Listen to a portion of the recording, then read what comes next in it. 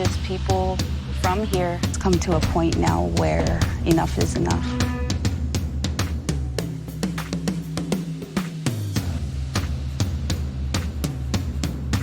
We hatched this plan, a running exploratory road trip.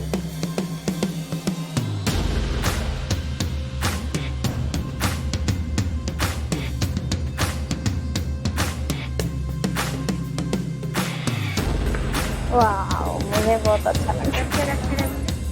Because water was coming in the house, gunfire was erupting.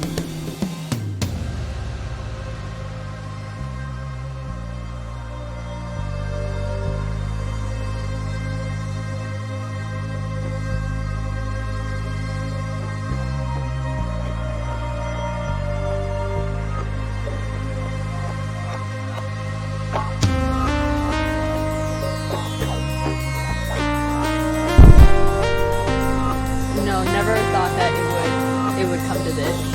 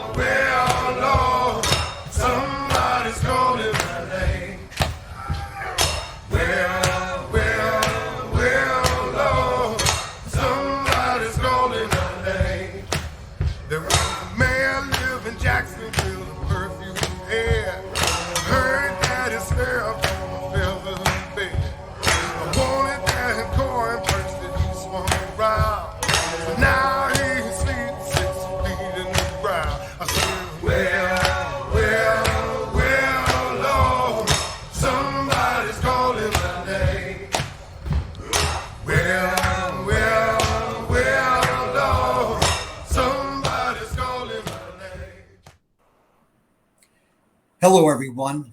My name is David Andrusia, and I'm Executive Director of the March on Washington Film Festival. If you're with us live, thanks for bearing with us in this slight technical delay, and welcome for this very special presentation of the festival.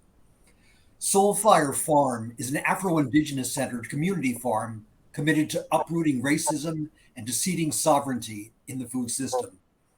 This year, the March on Washington Film Festival is bringing you the keynote presentation called Uprooting Racism, Ceding Sovereignty, which is delivered by Soulfire Farm's co-founder and farm manager, Leah Penniman, and closes with a performance by world-renowned poet, Soulfire Farm's own program manager, Naima Penniman. The storytelling weaves the history and structural realities of racial injustice in the food system, with movement strategies past and present, of frontline communities who are mobilizing for food and land sovereignty. This presentation will provide learning opportunities for how you and your organization can help build a food system based on justice, dignity, and abundance for all members of our community. Today, we are honored to be joined by Dr. Ife Kilimanjaro, Co-Executive Director and Managing Director of Soulfire Farm, for a live Q&A. Christina Ishmael, K-12 educational leader, will facilitate the session, and she'll walk you through how to best engage with Dr. Kilimanjaro. Christina, good to see you and welcome. Thanks so much, David. I have been looking forward to this session for about 4 months now. And so honored to be here and thrilled that Dr. Kilimanjaro could join us today. I had the chance to preview this documentary, this presentation that Leah gave a couple of months ago. And I have to tell you, I took about 5 pages of notes while I was watching this. I learned so much in my own kind of consumption of the film. And I know that we were encouraging educators and students to be able to watch this prior to our session with you. And so I hope that they have been able to do so. But if not, that's all right. We're still going to kind of quickly talk through some of the key points, I think, and then we'll get into some of the questions that we do have. For educators and students that are able to join us live here, we do have a discussion guide that accompanies the actual presentation. And so we hope that you take the time to kind of go through those questions. I'm going to ask some of those questions here today with Dr. Kilimanjaro. And so we look forward to seeing what some of the conversations that you have in your classroom. And please feel free to share what you have with the hashtag March on Twitter. So Ife, Dr. Kilimanjaro, hello. Hello. Thank you for joining us today. Thank you so much for having me, and Leah and Naima and all of our family, as we call our staff, extend their gratitude and their love and all of that good stuff. Fantastic. Farmily, I like that because I also use the term framily for friends that are my family. So I like the farmily. That works really well.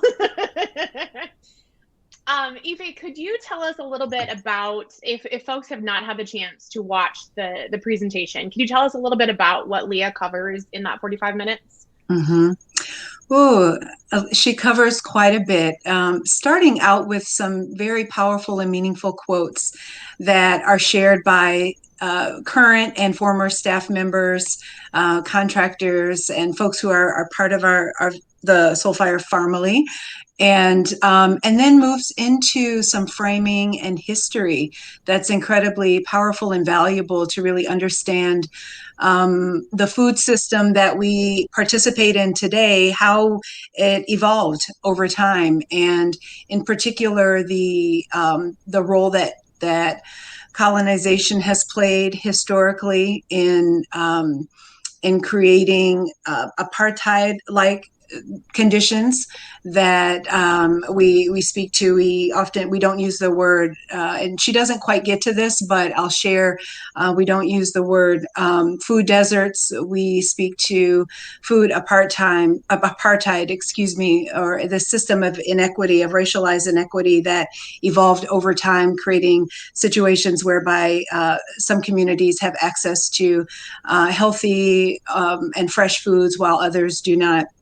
But she speaks to the conditions that kind of led up to the current inequitable system that we're fighting to end, and then advocating for new ways to be seeded and born and nurtured. And just, it's done so beautifully. So if you haven't had an opportunity to see it, I encourage you to do that.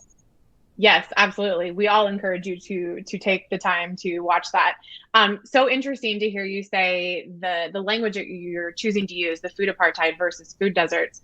I actually had not even heard of food deserts until about 2013, 2014, when I got to listen to a presentation by middle school students in LA Unified, who had been given kind of the charge of an inquiry-based project where they were tasked with kind of like the big question of what can we do better for the community. And so they actually got out in their community and were walking around, and that was when they noticed the lack of fresh fruits and vegetables and produce in their own respective communities, and then they decided to do something about it. But that is actually the first time I'd heard about it. So I like the kind of the move to the food apartheid language.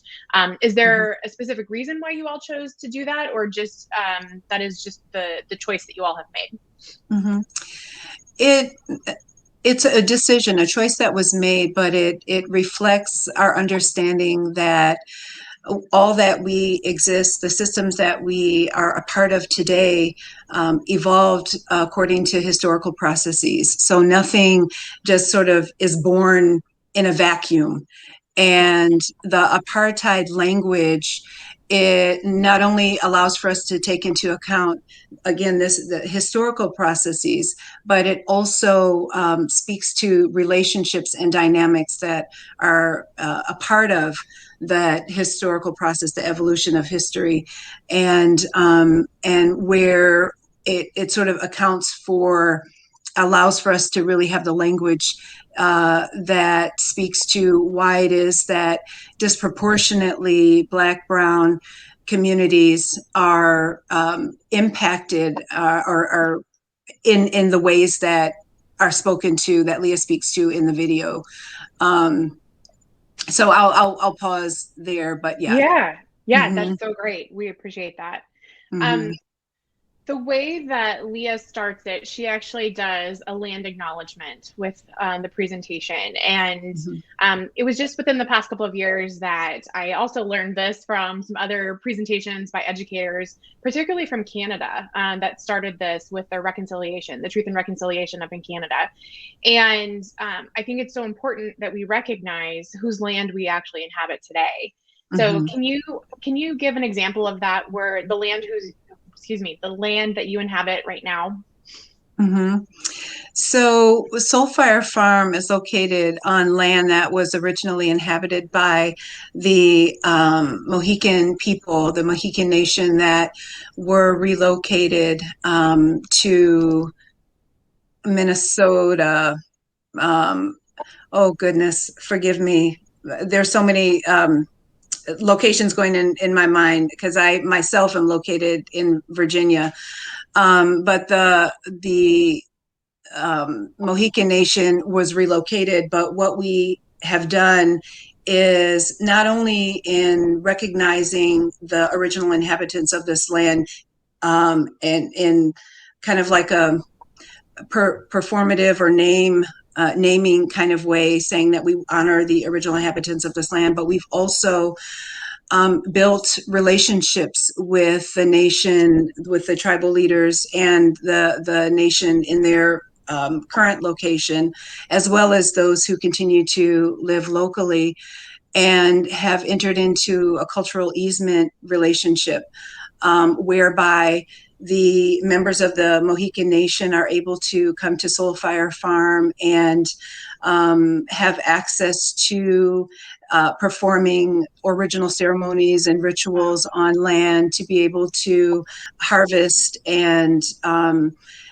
engage in the land in ways that are part of their history. So that land acknowledgement for us is, it's not simply saying we want to honor and recognize the people who originally lived in this land, but it also has meant that we've built deep relationship with the folks who, with the living relatives of the original inhabitants of the land, and have entered into a formal relationship that really honors their connection with the land.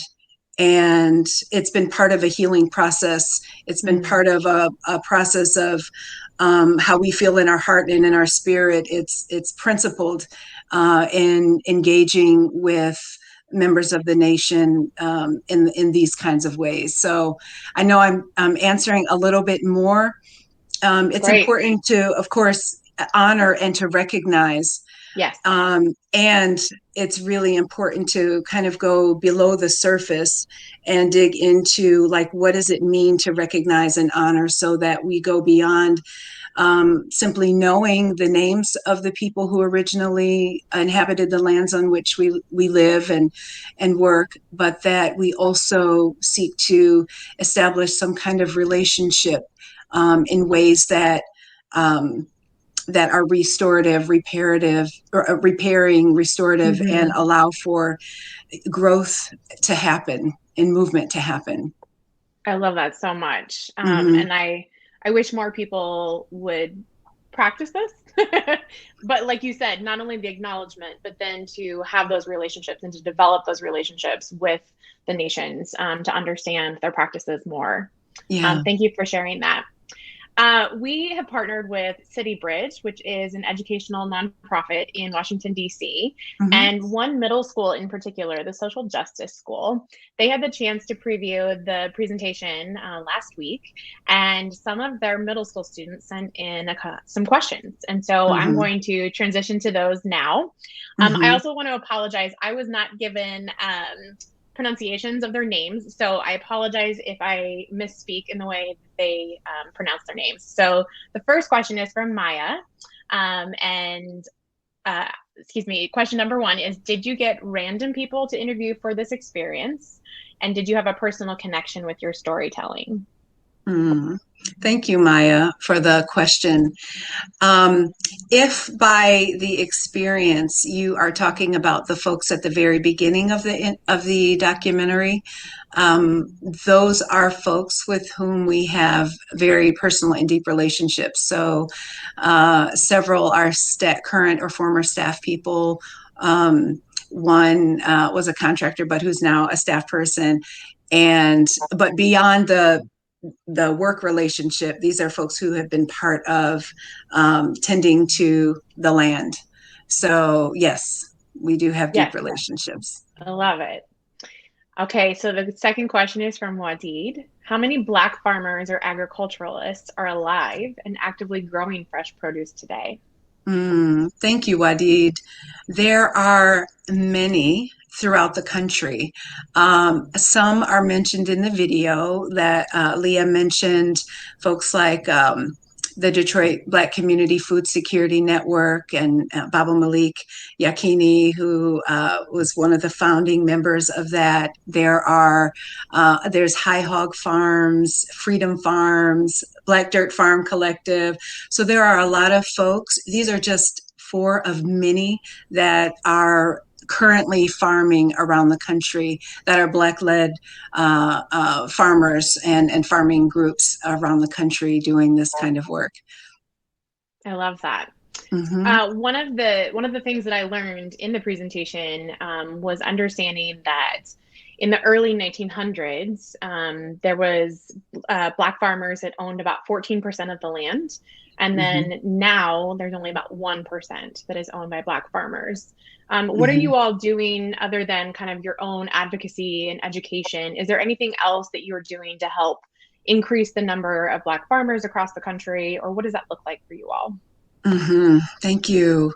Yes, everything that we do, all of our programs are really designed to increase the number of BIPOC farmers, so Black, Indigenous, people of color farmers. And in particular, there's a program that we recently launched. This was in collaboration with the Federation for Southern Cooperatives, called Braiding Seeds, the Braiding Seeds Fellowship, that specifically targets Black farmers and helps to move them from where they are, whatever their farm situation currently is, to kind of helping it to scale up, to grow more, or to become more commercial and available. So it's whatever it looks like for each of the fellows. We currently have 11 fellows in that program. And so that's one of the one of the programs that specifically targets Black farmers, and all the rest include the development of Black farmers and Indigenous and other farmers of color through the farming immersion program. So during the summer, we offer week-long farming intensives for folks who want to really deepen their farming skills as they, think about how they want to grow their farm work within their wherever they live, their cities, their works, their places of work and their communities. We've got youth programs where we invite young folks onto campus onto the land to stay for day-long programs where they also learn some of basic farm skills and really inspire and nurture interest in this kind of work. There are a number of others, builders immersions and so forth. So everything that we do is kind of geared toward educating I won't say a new group of farmer, but continually evolving generations of farmers. Yes, absolutely. Yes, absolutely. Okay. So question 3 is from Romaldo. What inspired you all to make this documentary? Well, thank you, Romaldo, for your question.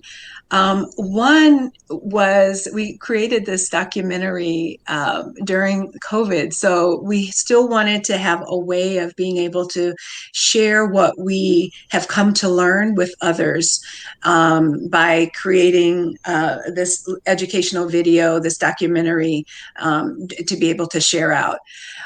And a very basic reason, also a second reason, but also very basic, is that we receive a lot of requests for speaking engagements and we have a very small staff. And so creating this documentary allows for us to be in more places than what we can physically be in. That's great. So building off of that then, for the documentary itself, I hope that you can answer this question because I do feel it's really important for students in particular to think about how you would even put this all together. So question 4 comes from Raven Asali.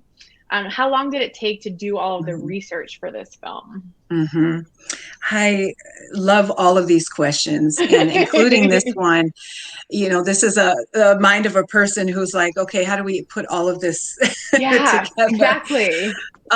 So a combination, like a short, easy answer could be, it took a couple of weeks to really research and pull stuff together. But that wouldn't be completely accurate because what that doesn't do is take into consideration the years of work and the learning that came with work. So there were things that Leah, Naima, Larissa, other folks who you saw in the video, their work on the land, with the land, and the relationship they developed with the land, the questions that arose in their minds as they were farming, and as different things happen in nature over time, they would research them, would look them up, would ask questions.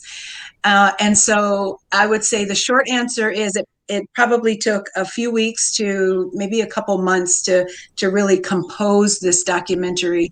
To a more complete answer would be that it took years to really understand history, to ask and answer questions, and then to place things in an order that would help other people to understand the process, the flow of history in the way that Leah talks about in the video. Yeah. So yeah, I really love that question because, we don't automatically know things today. Some things we can read and learn in a lesson or in a chapter, and that kind of goes into a bank that over time, when you connect that with other things that you learn over time, then it's like you've got more expanded information and knowledge that, allows for maybe this time next year you to speak about something or be able to share with others your understanding of something in a way that's a little bit more expanded than what you can do today. Yeah. Absolutely. And I think we had another session on Saturday with Jerome Foster II, all about how to be a citizen journalist. And we talked a little bit about his process as far as identifying a subject that he would want to research. What does the research process look like? What kind of resources does he use? And then to go out and interview and then put together a cohesive kind of story. I saw that even in the 45-minute presentation of Leah working through those things. And so to hear you talk about how some things are just based off of questions that kind of come up, like, again, thinking about inquiry and tapping into the natural curiosity that we have as humans, wondering how things kind of come to where they are today. I also appreciated the chronological kind of focus or the timeline of everything to go back in history in the 1600s to present day. And that was really helpful in putting this all together.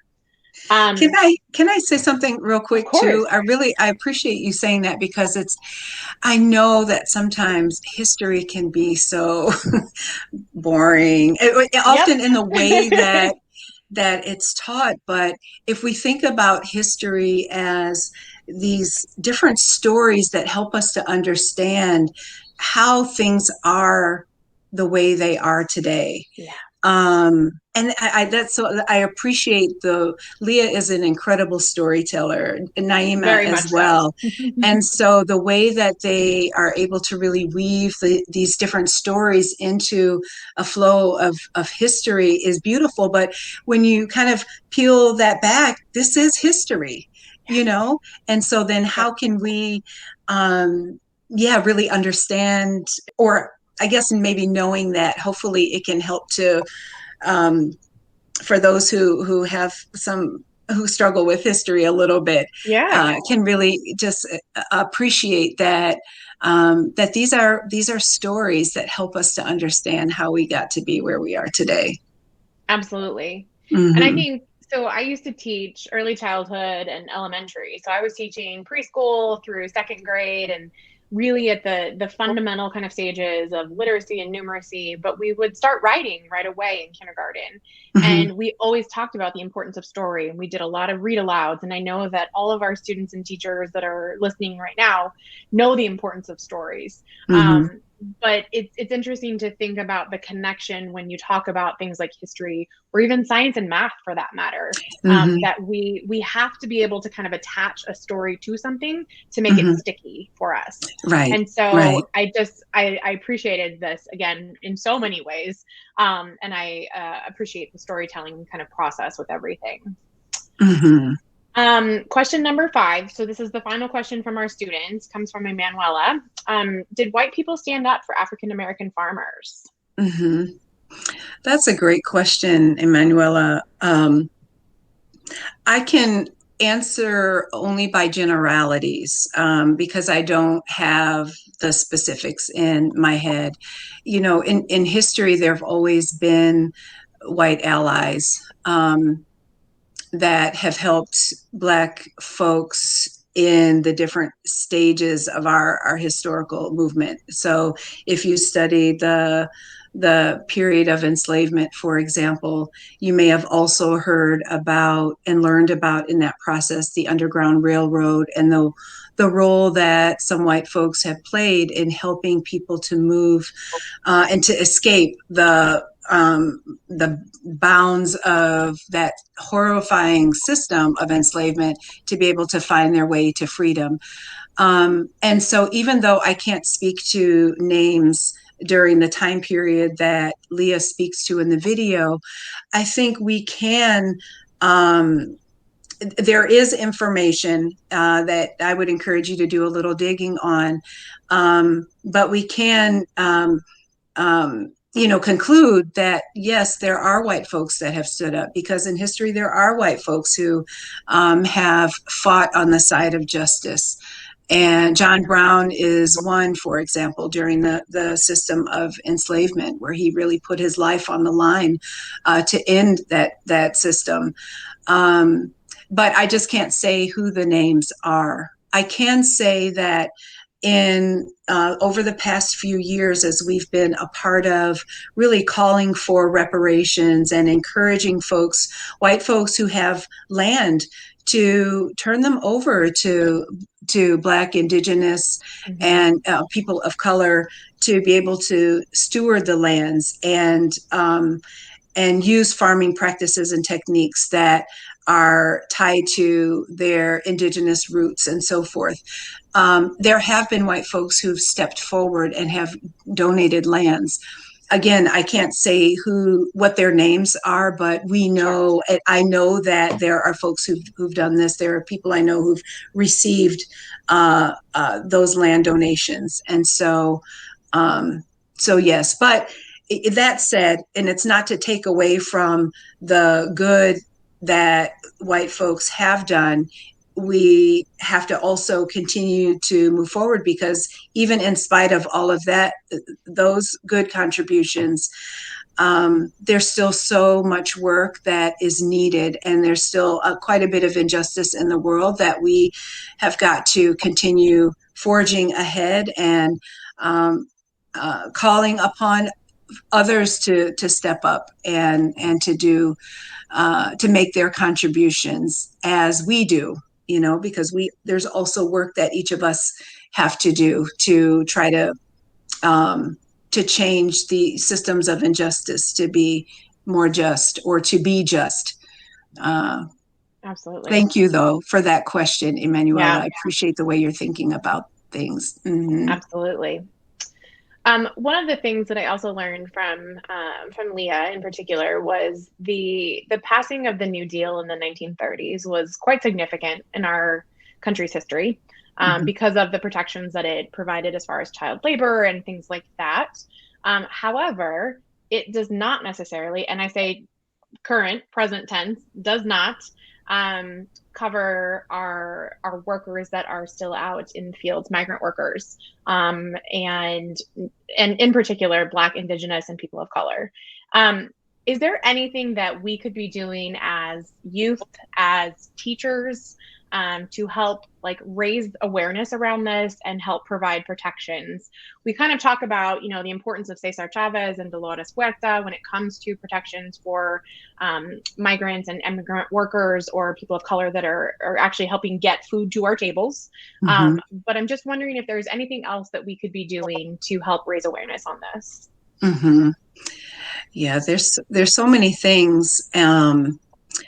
So I would say some of the top things right now are continuing to learn and use what is being learned to raise awareness within the people within our communities and our families, the people who are closest to us.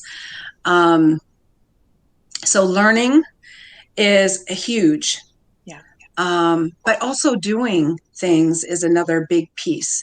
And what is it that, if you think about your life and what you, how you live, how you eat, what you eat, what are the things that you can do within your own life? There could be the learning could start or could continue by coming out of the classroom and into the home and life classroom. As you think about some of your favorite foods and think about why they're your favorite foods. Where did that come from? And where do the foods themselves come from? What is the process for making them making their way onto your table?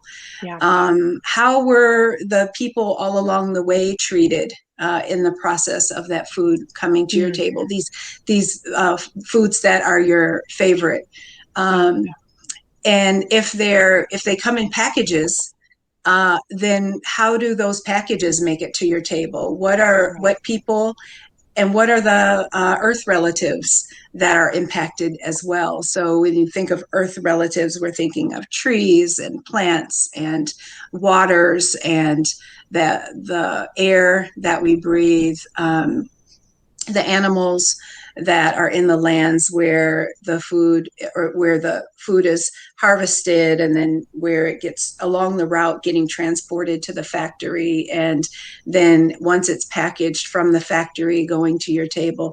So this is all still learning.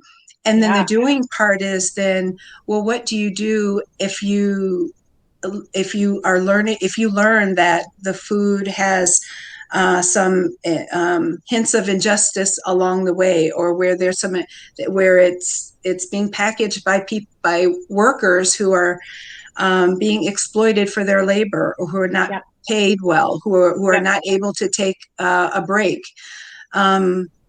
What is, you may still like the food, but maybe the question is it something that you cut back on because you know what is going into this? Is it something that you stop doing? Do you tell others about it, and you help other people to come to understand how this got to your table, and what you all can do as a growing peer network or family network, community network? And there are also letters you can write to your elected officials. They're at the local level. You can ask for meetings for your local leaders, for Congress people and senators, if you are able to make your way to Washington, D.C., or visit their offices when they're back home, to advocate for policies that pay people fairly, or that limit or even eliminate the pollution in the communities that are impacted by the packaging of your favorite foods. So these are some things. I mean, there are a lot of things, but if you start with where you are right now today, and what those things that you have in your hands, those are the easiest to get to. It may not be easy to do that work of figuring out where everything goes, but often we think about, I have to go in this community and change this over there, or I have to go to this city and change this there, when there's so much you can do by just looking around you and starting right at home. Absolutely. Oh, that's so helpful. I'm thinking of all the applications right away, because when you mentioned letter writing, I mean, second graders are working on persuasive writing. So there's your opportunity right there, like starting in second grade, and then obviously moving on up from there. But I also think of teaching in kindergarten, when kids first learn about recycling, and then they get on that kind of that fixation of we must recycle everything. And so how might we be able to leverage that when you said, like, bringing those conversations home and talking about the food and where it's coming from, or perhaps we can start a school garden or a community garden, and just like simple things like that. Now, we say simple, we know we need adults to help us with that, and we need their help in that whole process, but those small changes can certainly lead to big changes, of course. And we have, for educators who are on, we actually have some curricular materials on our website. So if you haven't had a chance to take a look, I invite you to visit the website. Yes, please do. There are some really great resources on there. We're about at time now, so I just wanted to see if there was anything that I didn't ask you, or that you wanted to make sure that we had the chance to cover. I would say, I love the study guide that you created, the questions that you pulled out of the video, and would encourage folks to ask those questions and to answer them together. Even the ones that, like, this is so important. When you think about your ancestors, who are they, and what did they give you? And because there's just so much that comes from our thinking about who we are in the world, and how we got to be who we are, and where our beliefs come from. And if we can understand that, then we can then we can learn how to even question that. So, science is built on really trying to understand the world around, and not assuming anything, not assuming that things are supposed to work a certain way. Well, I guess at a certain level, that's what the that's what the predictions and probabilities and all of that. When you get into that, but even with that, part of what we do is, like, we're questioning everything, and so then in doing that, Not only can we learn about, why we are the way we are and why things are the way they are, but and with that information, we can begin to offer some solutions or explore what solutions might be to in the injustices, the inequities, the problems that need solving. So I'll say, can dig through that and invite folks to raise questions. You're welcome to send us questions, but really encourage you all to huddle together and try to find these answers, and then do things together, create projects together. Absolutely. Oh, I love all of these things. Now I want to get out and do some stuff. Dr. Kilimanjaro, we thank you so much for your time today and lending us your wisdom and your expertise, and sharing some things that we can do right away, whether it is a letter, whether it's presenting to the school board and talking about recycling, or doing some different things in our own schools, or going to Washington, D.C., and having conversations with those policymakers. That's what they're here to do. They're here to listen to us. So young voices are so important in this process. So thank you for your time today. We really appreciate you. I'm going to toss this over now to my colleague, Broderick Johnson, with the March on Washington Film Festival. Thank you so much for joining us for the Roots and Seeds, Uprooting Racism, Seeding Sovereignty. Christina, thank you so much for leading us this afternoon. And Dr. Ife Kilimanjaro, thank you so much for your insights on racial injustice within the food system, the history of Soul Fire Farms, and how you all are helping to evolve and educate the next generation of farmers. We are so honored, and we hope all of you who joined us today enjoyed the conversation. My name is Broderick Johnson, producer of the March on Washington Film Festival. We hope you've enjoyed our festival whether in person or virtual. We've had an extraordinary several days with one more event.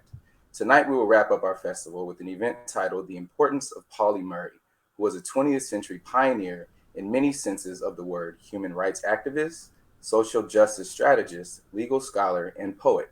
In this live event, we will celebrate and honor her many accomplishments and achievements. We will be joined by Rashad Robinson of Color of Change, Reverend Canon Kelly Brown Douglas, and Dr. Janet Bell, as well as a live original performance. This program is made possible through the generous support of AARP. We hope you will all be able to join us in person, and if you don't have a ticket, we will make sure you have one. One thing to remember is, even though today is our closing night, our festival films and panel discussions will be available on Eventive all until October 11th, so please tune in. And lastly, make sure to reserve your tickets on marchonwashingtonfilmfestival.org, and stay live on our social accounts as well. And until next time, stay safe, stay green, and march on.